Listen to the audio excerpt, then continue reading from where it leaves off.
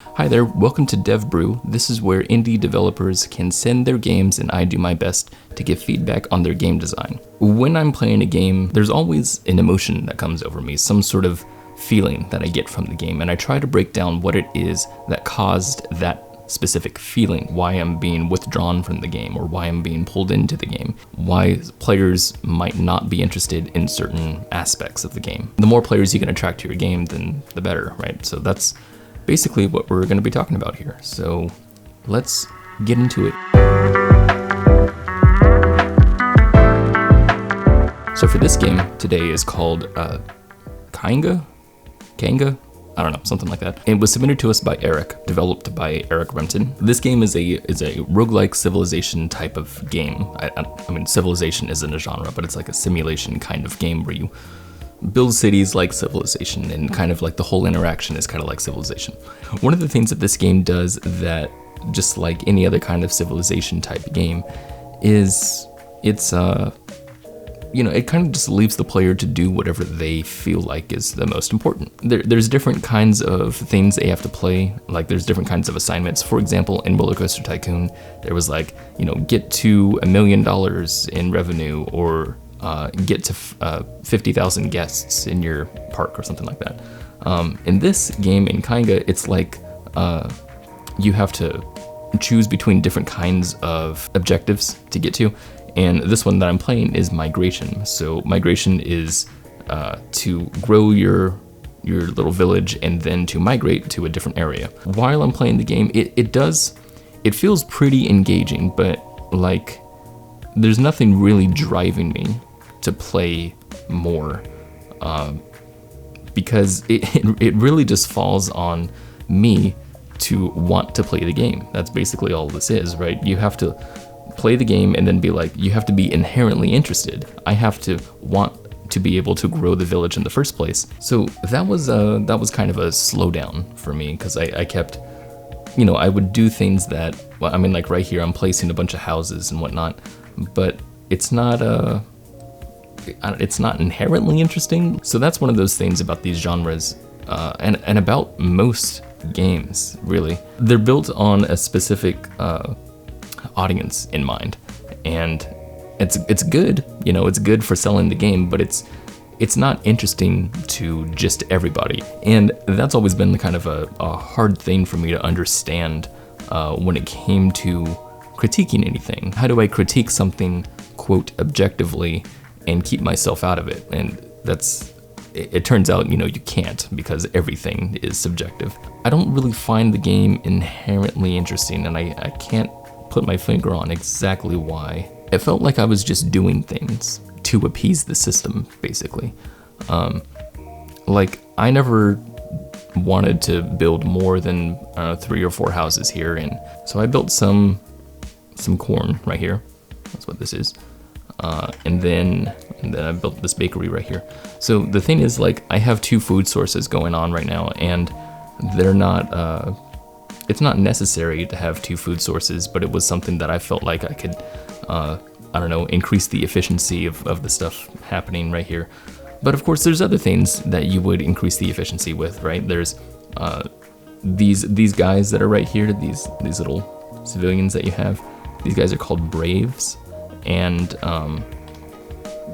the efficiency that you could do for your village to increase the efficiency is to grow more Braves, and the way you do that is by building more houses and building more food and try to, increase everything. And when I was a kid, when I did that with Roller Coaster Tycoon, it was a very simple objective to me to just grow everything as much as possible, and that's what I did. But like in here, it's just, I don't know, I didn't feel the need to push that efficiency over and over and over. I felt like the stuff that I was doing was fine, and right here, for example, I'm beginning this little party here. This is a festival, and I'm doing the festival because what it does is it increases your thinker's health. That's what this thing is right here.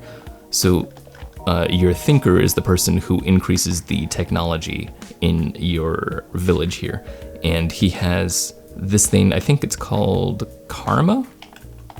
maybe it's called something else, I don't remember exactly. But this little meter keeps track of how much, and there's a little number on the side that you can't see at the moment. And in order to increase it, you have to build a festival. And this right here is a bonfire that I made that increases, like the morale of everybody. So he can, increase the amount of points so you can increase the technology. Now, the way the systems work together is great. They work great together. I have no qualms with the way that everything works together, but I just don't find it inherently interesting. Again, if we look at the goals up top here, I'll zoom in here and post, but what it says is pack up your camp and prepare to move, find your migration destination, let your thinkers study new environment, build a new campfire in your destination region, and host an established festival with 10 or more people. These are goals that you can go toward, but they're kind of vague, and it's because it's assuming that the person is already building the village for their own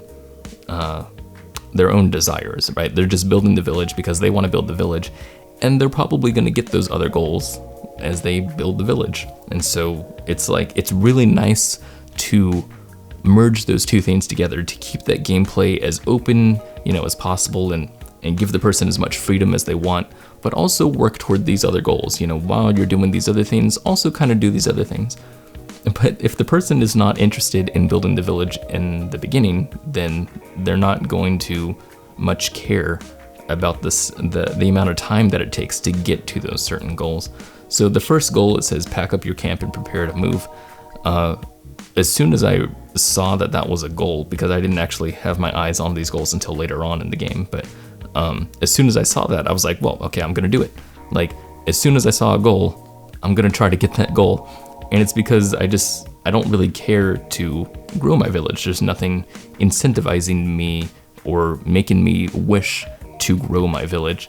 I think the thing that really popped out to me in a game like Roller Coaster Tycoon when I was younger, it was the idea of growing this theme park, right? It was the idea, I have a theme park and I'm going to be in charge of it, and it's going to be so interesting and so fun, because that's just something that a kid thinks about. You look at a theme park and you're just like, I own this, I can do whatever I want with it, that's cool. I'm gonna try to grow something crazy, right?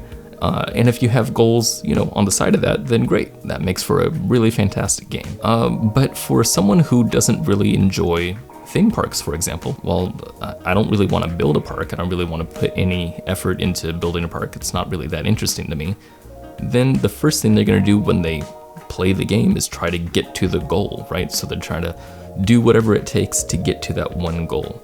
So for me, I was going to do whatever it took to get to that first goal of in this game of packing up my camp and preparing to move. And as soon as it's funny because I didn't really have my eyes on that goal until later on, until around here. And as soon as I saw that, I was like, oh yeah, well, let me just go ahead and dismantle everything then. So as soon as I did that, then everything just kind of fell apart because I didn't really understand what I was doing, I guess. The thing about games like this is that they require the audience to have a prerequisite of being interested in the mechanics of the game, right, before they even play it.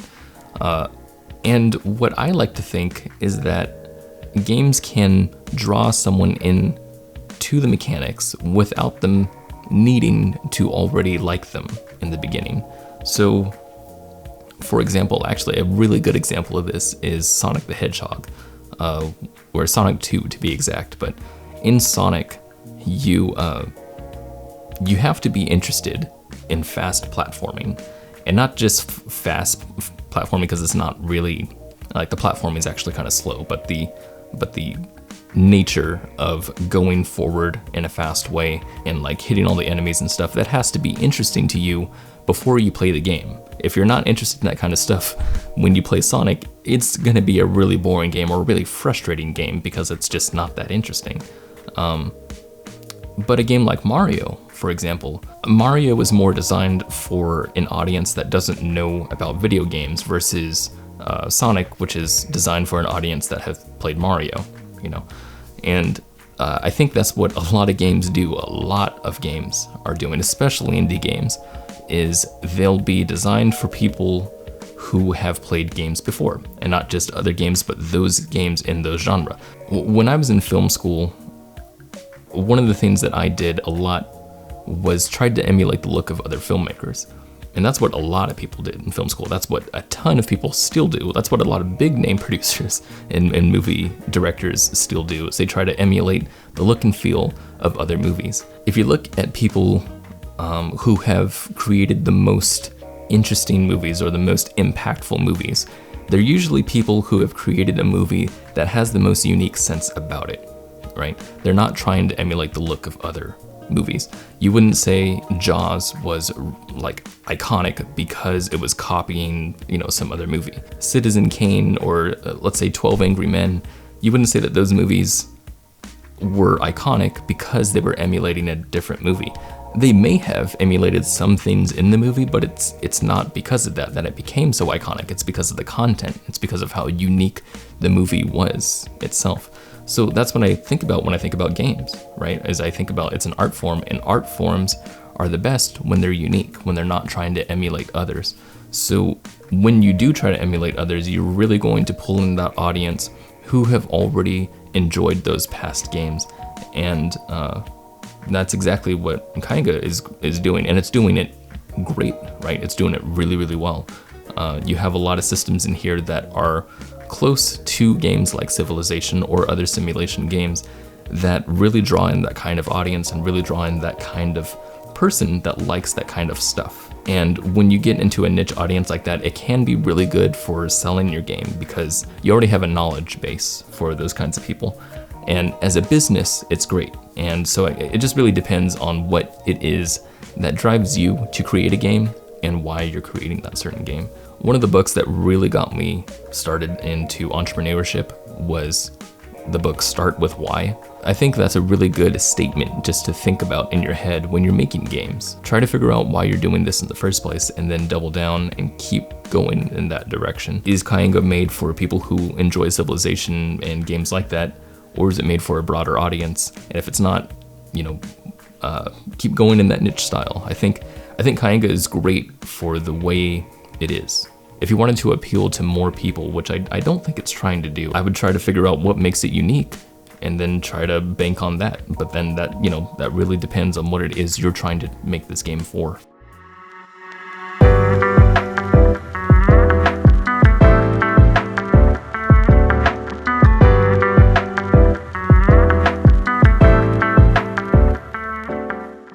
When you first play this game, it runs you through a kind of tutorial, which is great. I really think tutorials are a good thing for games quite a lot.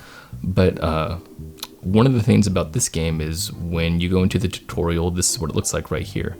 And you'll see that this guy, this is your tutorial guide, and he speaks to you as what you're supposed to do. But you can see that's a very tiny little thing with all this screen space here. It's very hard to see, just like without me highlighting it. You can just see it's a tiny gray box and a very colorful world, so it's pretty hard to see. So if you're trying to let the player know, you should be paying attention to this text box, it needs to be much more obvious, and it's just not obvious right now. The other thing about that is you do have to pay attention to his text because it changes, while he's talking. Without any prompt to say, okay, I saw that, players could accidentally skip it, and that'd be bad. Now, this specific game footage is when I understood that there's more to the tutorial. It's not just this guy speaking. When I first played, I didn't understand that there's this guy too, who's over here. And look, you can even see what he says. He says, this is important. Like, he has some very specific things to say during the tutorial. And when I first played this game, like I said, throughout the entire tutorial, I never even saw this guy. So I was very confused as to what to do on some of those things, some of the things that they teach you. So I figured I'd put that out there. One of the other things that happens with this tutorial is when you have context sensitive stuff. One of the things that I never really understood was these beast masters that you have. Right here you have different kinds of people, and I didn't really understand that either, but he does tell you. It's very easy to skip over some of these things because the text comes up and this kind of goes away without your confirmation. Sometimes you need confirmation, like you can see right here now that, you know, has an OK button right here. But not all the text does, so it's hard to understand. But like there's this big old walker, I think is what they're called, this big animal over here. And while it's walking around, he tells you that you can capture it and tame it. And you're just like, wow, that's pretty cool. So you, I tried to do that here, but unfortunately the walker is way over here. And I don't know if that's like, if it's just timed or if this was random when this happened. But so I tried to get over there and I ended up running into this village. And so now you can see that these villagers are attacking my beastmasters, and there they go, diving off into the water and drowning. And so when they're killing off my beastmasters here, and when that happens, I can't capture the beast. But then this guy still keeps talking as if what you did was capture the beast. So they're not context sensitive, and I feel like they need to be context sensitive in order for the player to understand what's happening. So either, you know, things just need to be a lot more, I think, controlled in this manner. And this is, you know, a beta, so I understand that there's more work to be done. But yeah, that's one of those things that I would say needs to be done. Another thing that wasn't really explained to me while I was playing this was the campfire. When you get the campfire right here. But first you must build a campfire at the center of your village, and then the other person says, here, click the campfire icon down at the bottom. And so you do that and you can build, you know, your little campfire.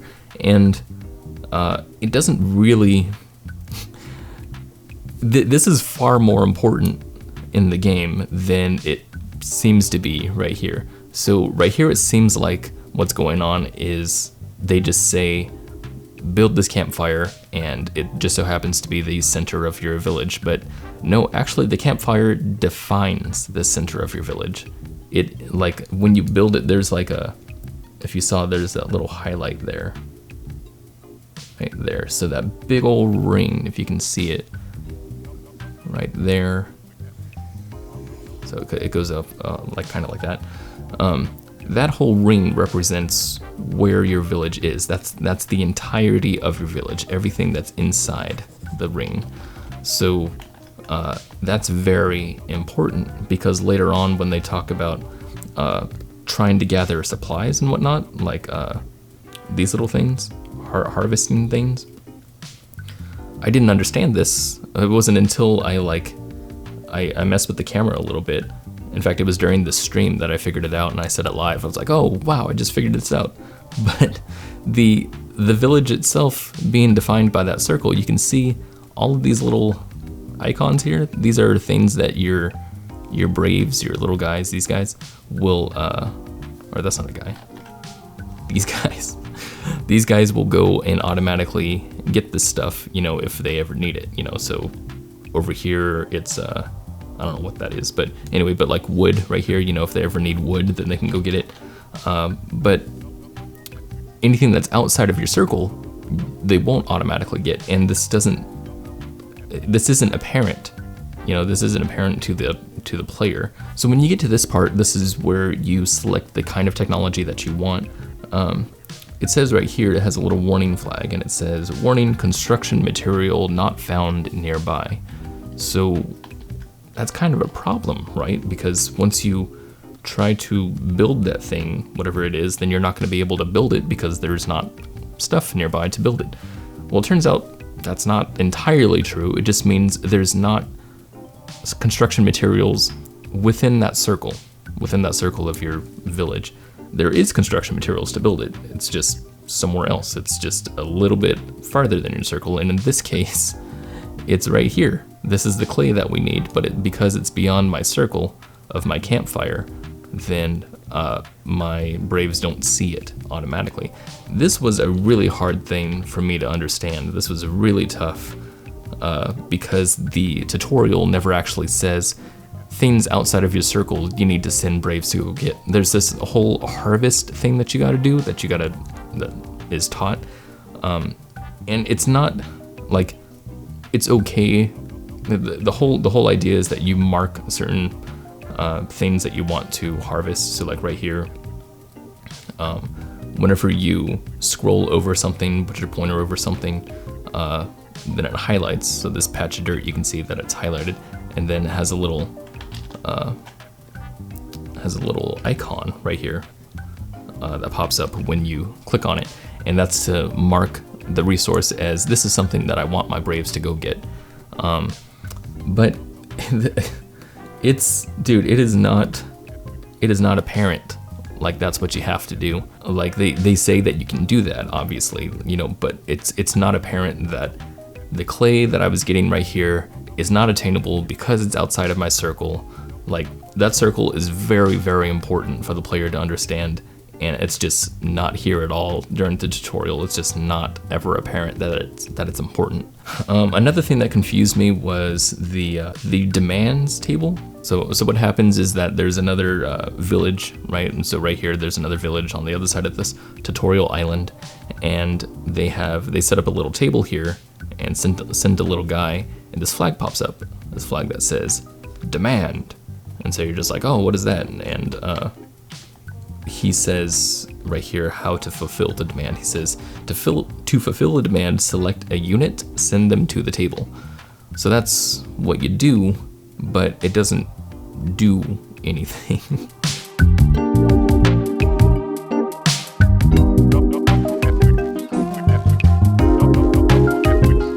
It says, send a unit to the tribute table to fulfill their wishes, otherwise prepare for retaliation. There was a few times where I found the table and it said they want food, and so I went and grabbed food and gave it to them, and that's what you have to do.